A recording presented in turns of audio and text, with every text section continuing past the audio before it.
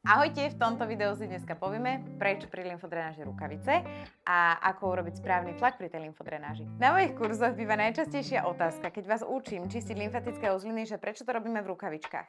V rukavičkách to robíme pretože naše ruky sa nám môžu potiť a ten pohyb, ktorý má byť jemný a plynulý, môže byť potom veľmi zadierajúci a to nám úplne kazí ten efekt tej lymfodrenáže. Takže preto rukavička.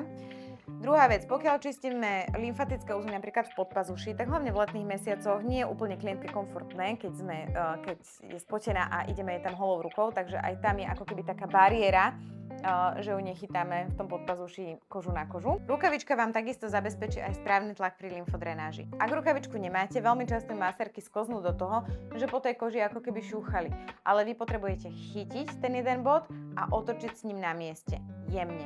A na to je najlepšia rukavica, vďaka ktorej sa vám ten povrch kože šmýkať nebude a vy tak viete s tým miestom krásne otočiť. Druhý tip je správny tlak, či už pri ručnej lymfodrenáži alebo len pri tom čistení lymfatických uzlín.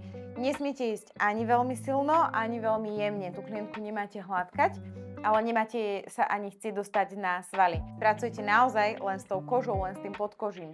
Čiže či už pri ťahoch lymfodrenážnych zachovávate tlak veľmi jemný, aby ste urobili takú ako keby malinkú vlnku. Predstavte si, že pri manuálnej lymfodrenáži posúvate ako keby takú vlnu vody, ktorá nechcete, aby vám ušla sem. Čiže nesmie to byť jemné, lebo tam mi tá vlnka uchádza, ale potrebujem si tú vlnu nabrať a posúvať ju vyššie, vyššie, vyššie. Zase nemôžem veľmi tlačiť, pretože to už vidíte, že idem do svalov, tá klientka nemá cítiť, že jej prekrvujem sval. Tie lymfatické cievy sú uložené v podkoži a preto potrebujeme dodržať správny tlak. Je veľmi dôležité, aby sa vaše klientky na ošetrení cítili komfortne. Pre viac takýchto tipov sledujte môj kanál Viktória Masáž.